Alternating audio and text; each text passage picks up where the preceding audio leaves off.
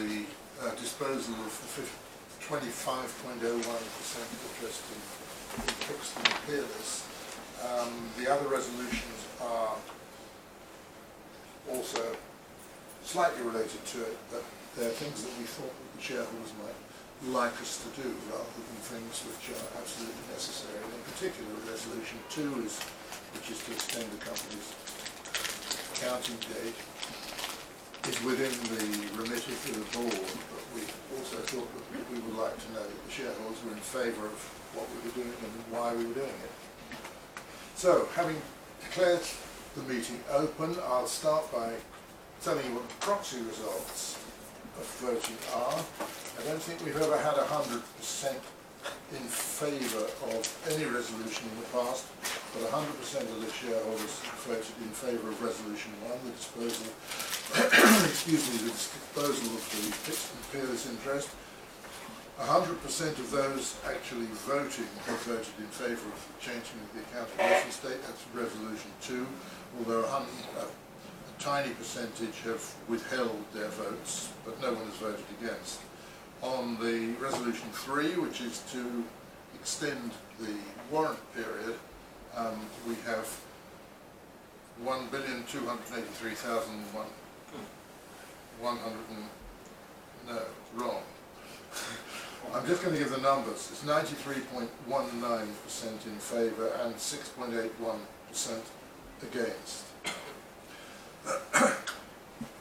Having given you that, I would like to ask for questions generally on the resolutions, but primarily I think on the resolution to dispose of Brixton and Peerless. Would you like to say anything as background, Andrew? A little bit of background is that, as you know, we disposed of 50% originally for funding purposes and to get the project into production. Then the additional 25% was historically disposed of as well. That created quite a heavy impact on the balance sheet, and the idea of moving forward with the company as far as the board of management are concerned was to find a way of unwinding and cleaning up the balance sheet to allow us to obtain debt for the company to build on the assets that we have full control of. By disposing of the assets in Zimbabwe, the gold assets in Zimbabwe, it's allowing us now to move forward and basically draw a line in the sand and move forward with the company. So we believe that it's the right decision. Obviously, the shareholders believe it's the right decision as well. And we're looking forward to issuing an updated balance sheet P&L shortly, in a pro forma form as an interim, and that will then you'll be able to see that it will change the whole position of the company from the way it looks and is perceived by the financial markets. I think it's also a question which we're likely to be asked is, why do you dispose of a gold mine which is actually producing profits in Zimbabwe and go in for a diamond project? Well, one of the main reasons is the difference in treatment as far as the Zimbabwe authorities are concerned. Gold is very difficult to realise. Another substantial gold mine had to close down last week simply because they couldn't pay their liabilities, because they couldn't get foreign currency in sufficient amounts. The same rules don't apply to diamonds, so we think it is an excellent move to move from gold into diamonds in Zimbabwe. We still have confidence in Zimbabwe. Can I just add something that, because I've been held to account by some, is that when statements were made last October and earlier this year when I met with the Minister of Mines in Zimbabwe, we were talking about the ability to take money out of Zimbabwe, and Brian raised a very, very relevant point. Is when we made those statements last year, the ratio of foreign currency payments in US dollars to RTGS that were paid by Fidelity to gold producers has changed. So originally it was up to 8% in hard currency, which allowed the gold producers to cover all of their bills. Since then it's now 55%. So 55% of gold payments by Fidelity to gold producers is paid in dollars, and the other 45% in RTGS. So that was another main reason for us divesting in the gold assets, because we can't see that changing in a hurry, because the government does use those gold proceeds for funding the government and for funding the economy. Whereas diamonds, platinum, tobacco and others don't have those sort of restrictions at this point in time. special economic zones that we introduced and the foreign currency accounts that we introduced late last year in September and October allow for diamonds and other produce to be able to retain those US dollars either in Zimbabwe or abroad, depending on if you're a special economic zone or not. So that was the fundamental reason for us divesting in the gold assets. That may change in the future. We may look at it. At the moment, we believe this is in the best interest of the company in the short, medium and potentially long term as well. So with those explanations, may I ask if there are any questions about number one? So does that clear off all the debts that we have with Sub-Sahara? Is there going to be an outstanding debts remaining after the sale goes through? After the sale, there is still a balance of 900,000, which theoretically should be covered by the RTGS that's still in Zimbabwe. So that's something that we need to address with Sub-Sahara moving forward, but it does allow us to move forward with the restructuring of the business. Now you've got approval, how soon is the actual transaction in terms of taking place? Is it immediate or have you got more work to do? Well, Roy, forgive me if I'm wrong, the agreement with Sub-Sahara is already signed subject to the result of this meeting. Sure. Yes, it's conditional on shareholders' approval. Sure. So when the shareholders approve, then the deal is done. It'll happen almost immediately. It will happen immediately, assuming the resolution's formally passed, yes. Will there still be a right of refusal for loan finance from? We're free. Anyone? Is there any idea of withdrawing completely from Zimbabwe? That's not an option. We're moving forward on the diamonds. But you've got something else besides diamonds there, haven't you? No, not at the moment. Not anymore. Not anymore, not after today. But isn't Romania quite... Sorry?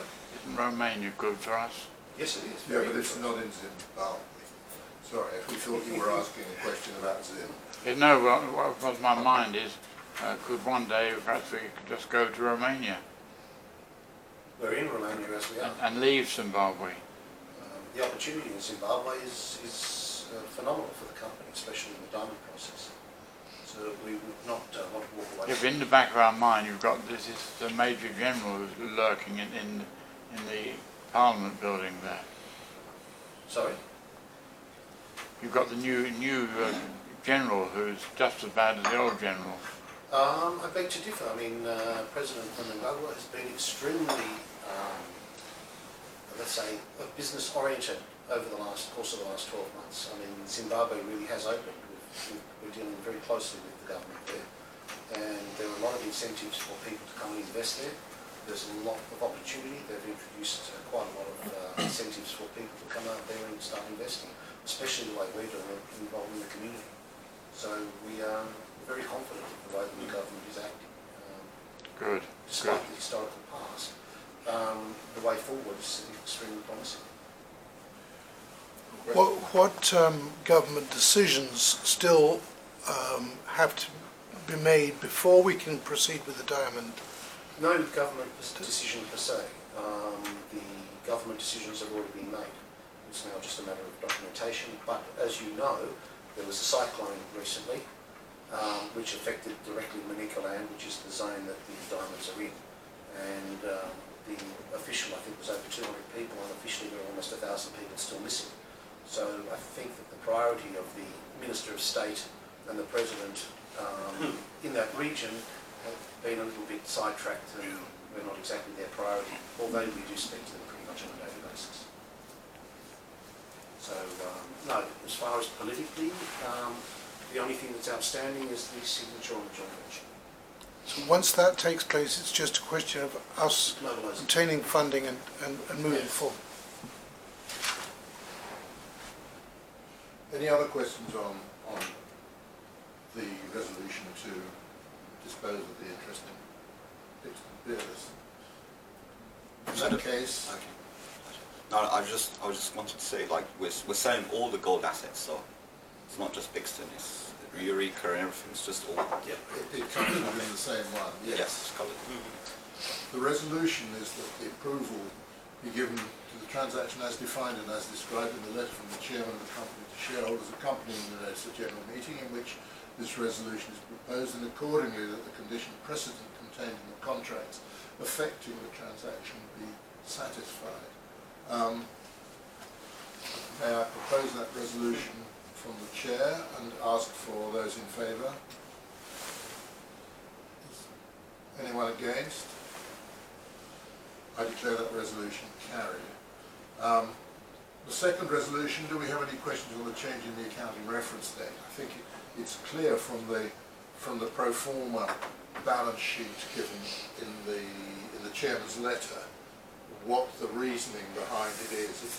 This transaction takes out all a large proportion of the debt we owe, which has been restricting the company's growth, frankly, until now. We, as I said before, we could just make the change, but we wanted to make sure the shareholders were in favour of it before we did it ourselves. Roland, is there a requirement for a second interim up to the 31st of March? No, because you're going to publish your results when they would have been due had you not made the change. So we've still got to publish our Okay, so results. we've got to publish them in 5 months. So shareholders will still get a set of results when they were expecting them. They will just happen to cover 13 or 12 months. That seems logical to me. Did you make that up yourself, or did you? That's what we normally do. So, gentlemen, are there any questions on that resolution? In that case, I will put it to the meeting. That's subject to the passing of Resolution 1, that the company's accounting reference date be changed to 30th of April, so that the accounting period that would otherwise have come to an end on 31st of March 2019 be extended so that it comes to an end on 30th of April 2019. And I'll say once again, there is nothing underhand or hidden about this resolution. The reason for it is simply to get a good balance sheet put in front of shareholders and audited at the earliest possible opportunity. And financial institutions, I think, should add that. Yes. So if there are no questions on that, may I put that resolution, propose the resolution from the chair and ask for those in favour? Anyone against? I declare the resolution carried. The third resolution is to extend the period under which shareholders can exercise certain warrants as are described in the resolution itself. Roy, perhaps you'd like to comment on the reason behind that resolution, would you? Well, obviously those warrants are underwater at the moment, so no value to anyone, and it was it's really a gesture to our shareholders who supported us in the open offer in 2016, I think it was, or 17, to give them some. We obviously hope the share price is going to go up, and wanted to give them some opportunity of making some money from it, assuming that happened. On balance, we thought that was a good idea to encourage our long-term shareholders.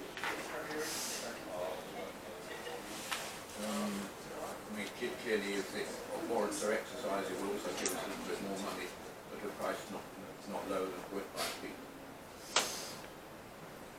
Well, people have been sitting long-term holding shares in these warrants, and we thought it was in the interest of those long-term shareholders to extend the period by 6 months. Are there any questions on that resolution before I put it to the meeting? Are there any shareholders present who actually hold those warrants? Unfortunately, I don't. Of course. I was Well, missed. that sort of tells you, I mean, our confidence in potentially the re-rate after all this is done. So otherwise we wouldn't have bothered to extend the warrants. But those warrants should have value. Yes. If it hadn't been for being kicked into something or others by Mercuria, they would have had value. Yeah. And we hope that by the time it comes round to the end of this year, they will have value once more. Are there any questions on that? In that case, may I put that resolution to the meeting? I'm afraid I'm not going to read it. It's too turgid, but it extends the date of certain warrants. May I propose it from the chair and put the resolution to the meeting? May I have those in favour? Anyone against? I declare the resolution carried. That concludes the formal business of the meeting and the business of the meeting for which this is being recorded. We're now going on to general matters, and I would be grateful if that could not be recorded, please.